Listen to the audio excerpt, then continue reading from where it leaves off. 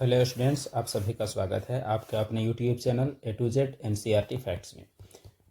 तो आज से हमारा एक नया टॉपिक शुरू होने वाला है। NTPC topic wise previous year GK question का सीरीज में इकोलॉजी यानी पर्यावरण और पारिस्थितिकी, जिसमें आज हमारा टॉपिक 1 है पर्यावरण और पारिस्थितिक तंत्र से 25 MCQ। हम लोग कुल करने वाले हैं 300 प्लस MCQ या ऑलमोस्ट 300 कहिए, या जैसा भी आपको मिल पाए, यानी जैसा भी हो 300 आसपास हम लोग प्रयास करेंगे, जिसमें से प्रत्येक टॉपिक वाइज जो पर्यावरण और पारिस्थितिकी तंत्र से संबंधित सवाल होंगे वो आपको दिया जाएगा। आज का टॉपिक जो पर्यावरण और पारिस्थितिकी तंत्र का जो इंट्रो पार्ट है, तो वो इंट्रो से हम लोग आज सवाल प्रोवाइड करवाने वाले हैं। यह मोस्ट इंपॉर्टेंट टॉपिक फॉर और रेलवे एग्जाम है, जिसमें आज हम लोग 25 क्वेश्चन करने वाले हैं। तो इस सीरीज में आप जरूर बने रहिएगा, क्योंकि ये आपका एग्जाम में कैसा पूछता है ये आपको बताने की ज़रूरत नहीं है। अगर आपने कभी भी कोई एग्ज़ाम दिया है तो, और नहीं दिया है तो बातों पर भरोसा रखिए, और एग्ज़ाम देने के बाद आप आइएगा तो पता चलेगा कि इस टॉपिक से सवाल थे या नहीं थे। तो चलिए शुरू करते हैं आज का पहला सवाल। चैनल पर नए हो या पुराने, आपको पता है क्या करना है। नए वाले ज़रूर सब्सक्राइब करें और पुराने वाले ज़रूर शेयर करें और वीडियो को लाइक करें। पहला सवाल है, पृथ्वी ग्रह का वह क्षेत्र जहां जीवन मौजूद है उसे क्या कहा जाता है? जयमंडल, वायुमंडल, गोलार्ध या हिममंडल? तो जहां जीवन मौजूद है उस मंडल को क्या कहा जाता है? तो जीवमंडल कहा जाता है। अगला सवाल, ऊर्जा अंतरण के 10% नियम का प्रतिपादन किसने किया है? यानी 10% law. Charles Darwin, Thomas Morgan, Watson and Crick और रेमंड लिंडमैन। तो सही जवाब इसका क्या है? रेमंड लिंडमैन है। इसका मतलब भी आपको समझाते हैं। जब किसी परितंत्र में निम्न पोषण स्तर से उच्च पोषण स्तर में ऊर्जा का प्रवाह होता है तो 90% ऊर्जा वातावरण में गायब हो जाता है और 10% ऊर्जा ही अगला पोषण स्तर पर पहुंचता है। इसे ही लिंडमैन का 10% नियम कहते हैं। मिसाल के तौर पर मान लिया जाए ये घास है, और घास खाने वाला जो है वो कौन है? तो वो आपका क्या है? हिरन है। और हिरन को खाने वाला मान लिया जाए क्या है? तो वो शेर है। तो अगर 100% ऊर्जा यहाँ घास में था तो हिरन तक जाने में केवल 10% ऊर्जा हिरन तक जाएगा, बाकी 90% ऊर्जा जो है वातावरण में कहीं लुप्त हो जाएगा। और अगर ये 10 को अगर 100 माना जाए तो ये 10 का केवल 10% ही जाएगा, यानी 10% का 1% जाएगा शेर में, और बाकी 9% जो है वो आपका क्या हो जाएगा? तो विलीन हो जाएगा। इस प्रकार यही कहलाता है 10% का नियम। इकोलॉजी शब्द किसने दिया है? तो ये टर्म है इकोलॉजी, इसे किसने दिया है? Charles Darwin, Eugenius Warming, Eugene Adam या अर्नेस्ट हेकल। तो यह शब्द दिया गया है अर्नेस्ट हेकल के द्वारा। शब्दों के मामले में 2 शब्द आप जरूर जानेंगे। एक शब्द हो जाएगा आपका इकोलॉजी, कंफ्यूजन होता है इसीलिए बताया जा रहा है, और एक शब्द है आपका इकोसिस्टम। तो इकोलॉजी शब्द अगर आएगा तो आपको याद रखना है इकोलॉजी ये अर्नेस्ट हेकल का है, और जो इकोसिस्टम जो है वो एजी ट्रांसले का है। इसे आप याद रखेंगे। एग्जाम में आपका ये दोनों टर्म से सवाल बहुत बार पूछा जाता है। तो इकोलॉजी शब्द जो है वो किसके द्वारा? अर्नेस्ट हेकल द्वारा 1866 में गढ़ा गया था। यह शब्द ओकियोस और लोगोस से बना है। यह ग्रीक भाषा का शब्द है। ओकियोस का अर्थ घर और लोगोस का अर्थ अध्ययन है, यानी परिस्थितिकी या पारिस्थितिकी परिवार या पारिस्थितिकी तंत्र का अध्ययन जो है इसे ही कहा जाता है इकोलॉजी। अच्छा, इकोलॉजी मूल रूप से क्या पढ़ते हैं? जीवधारियों का पर्यावरण से संबंध, यानी सजीवों का निर्जीवों से संबंध। अगला सवाल है हमारा, संरचनात्मक दृष्टिकोण से सभी पारिस्थितिक तंत्रों में जैविक और अजैविक घटक होते हैं। कुछ सजीव होते हैं, कुछ निर्जीव होते हैं। निम्न में से कौन सा पारिस्थितिकी तंत्र का जैविक घटक है? वायुमंडलीय आर्द्रता, तापमान, कार्बन डाइऑक्साइड, हरे पौधे। तो इसमें से सजीव केवल हरे पौधे हैं, बाकी के सब निर्जीव घटक हैं। निम्न में से कौन सा सर्वाहारी नहीं है? चूहा, चींटी, भालू या सांप। तो कौन है जो सर्वाहारी नहीं है, ये आपको बताना है। तो जो सांप जो है वो सर्वाहारी तो बिल्कुल भी नहीं है, लेकिन चूहा, भालू, चींटी ये सब सर्वाहारी हैं।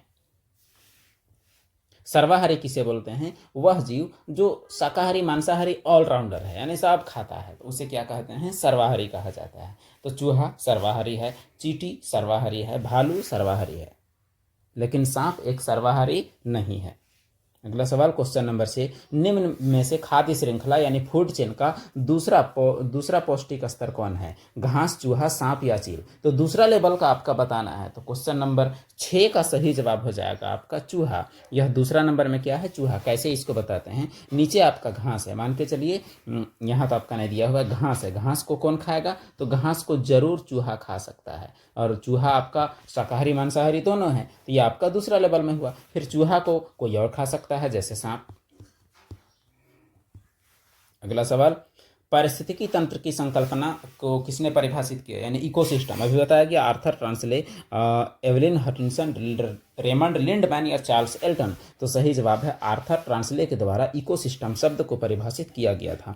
कुछ जीव कार्बन डाइऑक्साइड और पानी के रूप में अकार्बनिक स्रोतों से प्राप्त सरल खाद्य पदार्थों का उपयोग करते हैं। इन जीवों को किस नाम से जाना जाता है, यानी जो कच्चे पदार्थ के रूप में कार्बन डाइऑक्साइड और पानी का यूज करते हैं। स्वपोषी, मृतजीवी, प्राणी संभोजी या विषमपोषी। तो इसका सही जवाब हो जाएगा स्वपोषी, जो कच्चे माल का उपयोग करके अपना भोजन बनाते हैं। अगला सवाल क्वेश्चन नंबर 9, मृतपोषी पोषण क्या है। जीव पोषण के लिए कीड़ों पर निर्भर रहता है, जीव पोषण के लिए अन्य जानवरों पर निर्भर रहता है, जीव पोषण के लिए पौधों पर, जीव भोजन के लिए मृत और क्षयकारी पदार्थों से प्राप्त करता है। तो देखिए मृत जीवी का पहचान यही है कि मरे हुए और क्षयकारी पदार्थ से पोषण प्राप्त करना मृत जीवी पोषण कहलाता है। साधारण पदार्थों से स्वयं भोजन बनाने वाले जीवों को क्या कहते हैं, मृतपोषी, परपोषी, स्वपोषी, प्राणी संभोजी। तो सही जवाब है आपका मृत जीवी कहा जाता है स्वयं भोजन बनाने वाले जीवों को। अगला सवाल, उन पशुओं को क्या कहा जाता है जो पौधे और पशुओं दोनों को खाते हैं। मांसाहारी, शाकाहारी, सर्वाहारी। मांसाहारी, सर्वाहारी, शाकाहारी में से कुछ नहीं, दोनों खाते हैं, उन्हें क्या कहा जाता है, तो उन्हें सर्वाहारी कहा जाता है। वह संकीर्ण क्षेत्र जहां भूमि, जल और वायु मिलते हैं, जहां सजीव निवास करते हैं, क्या कहलाता है, वायुमंडल, पर्यावरण, जैवमंडल, जलमंडल। तो सही जवाब क्या है, जैवमंडल उस संपूर्ण संकीर्ण क्षेत्र को कहते हैं जहां भूमि, जल और वायु मिलते हैं। निम्न में से क्या जैव निम्नीकरणीय पदार्थ है, पॉलीथीन, एल्युमिनियम कैन, कांच या पौधे। तो जैव निम्नीकरणीय यानी जो सड़ सकता है वो क्या है, तो वह आपके पौधे हैं। तो क्वेश्चन नंबर 13 का जवाब डी, निम्न में से कौन सा अजैविक घटक नहीं है। अजैविक घटक नहीं यानी जैविक पहचानना है। जल, सूर्य प्रकाश, मृदा या हरा पौधा। तो जैविक क्या है, हरा पौधा, बाकी तो सब अजैविक है। उस प्रकार के पोषण का नाम बताएं जिसमें जीव अपना भोजन मृत और विघटनशील पदार्थों में विलयन के रूप में प्राप्त करता है। परपोषी, स्वपोषी, कीटभक्षी, मृतजीवी। तो उसे क्या कहा जाता है, मृतजीवी परपोषण कहा जाता है। हरे पौधे और कुछ जीवाणु अपने भोजन का निर्माण खुद करते हैं, इस प्रक्रिया को क्या कहते हैं, परजीवी, स्वपोषी, मृतजीवी या होलोजाइक। तो इसका सही जवाब है स्वपोषी पोषण यानी ऑटोट्रोफिक न्यूट्रिशन कहलाता है। खाद्य श्रृंखला के तीसरे पोषी स्तर में निम्न में से किसे शामिल किया गया है, उत्पादक, शीर्ष उपभोक्ता, द्वितीयक उपभोक्ता, प्राथमिक उपभोक्ता। तो यहाँ जो तीसरे में किसे शामिल किया गया है ये सवाल पूछा गया है, तो तीसरे में द्वितीयक उपभोक्ता को शामिल किया गया है। कैसे ये आपको बताएं। सबसे पहला श्रेणी में आता है क्या, तो वो आता है उत्पादक यानी सनलाइट की मौजूदगी से ऊर्जा उत्पादन करने वाला। दूसरे में जो आता है वो कंज्यूमर तो है लेकिन प्राथमिक उपभोक्ता है, यानी जो साग सब्जी को खाते हैं उन्हें क्या कहा जाता है, प्राथमिक उपभोक्ता। और तीसरे नंबर में कौन आते हैं, द्वितीयक उपभोक्ता। चौथे नंबर में कौन आते हैं, शीर्ष उपभोक्ता। डॉक्टर ध्रुव ज्योति घोष किस क्षेत्र से संबंधित है, खगोल विज्ञान, बंगाली साहित्य, पारिस्थितिकी या राजनीति। तो सही जवाब है पारिस्थितिकी। इनका कारण ये भी बताते हैं, इनका संबंध इकोलॉजी से है। इन्हें ईस्ट कोलकाता वेटलैंड्स के लिए स्मरण किया जाता है, यानी ये पर्यावरण विज्ञानी है। क्वेश्चन नंबर 19, एक खाद्य श्रृंखला में इनमें से किसकी आबादी सबसे अधिक है, द्वितीयक उपभोक्ता, प्राथमिक उपभोक्ता, विघटक या उत्पादक। तो सबसे ज्यादा आबादी किसकी होती है ये पूछा गया है, तो उत्पादकों की आबादी सबसे अधिक है। उत्पादक यानी पौधों की आबादी सबसे अधिक होती है। अगला सवाल, अच्छा ये सवाल थोड़ा गौर से पढ़ना पड़ेगा हमें। खाद्य श्रृंखला में प्राथमिक उपभोक्ता और माध्यमिक उपभोक्ता के बीच क्या अंतर है। प्राथमिक उपभोक्ता पौधे खाते हैं, बिल्कुल सही। अच्छा, अन्य उपभोक्ता, माध्यमिक उपभोक्ता पौधे और विघटित पदार्थ खाते हैं, प्राथमिक उपभोक्ता केवल पौधे खाते हैं, माध्यमिक उपभोक्ता प्राथमिक उपभोक्ता को खाते हैं। प्राथमिक उपभोक्ता विघटित पदार्थ खाते हैं और माध्यमिक पौधे और अन्य को खाते हैं। प्राथमिक अन्य उपभोक्ताओं को खाते हैं और माध्यमिक केवल पौधे खाते हैं। तो देखिए इनमें से सही कौन है, इसका सही जवाब हो जाएगा ऑप्शन नंबर बी। देखिए प्राथमिक उपभोक्ता केवल पौधे को खाएंगे और माध्यमिक जो है वो किसको खाएंगे, तो प्राथमिक को खाएंगे। इसका मतलब अगर समझा जाए तो जैसे देखिए ये घास है आपका उत्पादक, और उसके बाद घास के बाद मान के चला जाए मेढक, तो मेढक है आपका क्या, तो प्राथमिक उपभोक्ता। और मेढक को खाने वाला सांप क्या है, द्वितीयक उपभोक्ता। तो ये जो आपका इसका और इसका बीच जो अंतर है, तो ये इसको खाएगा और ये इसको खाएगा, तो फर्क तो है। अगला सवाल, इकोटोन का क्या अर्थ होता है।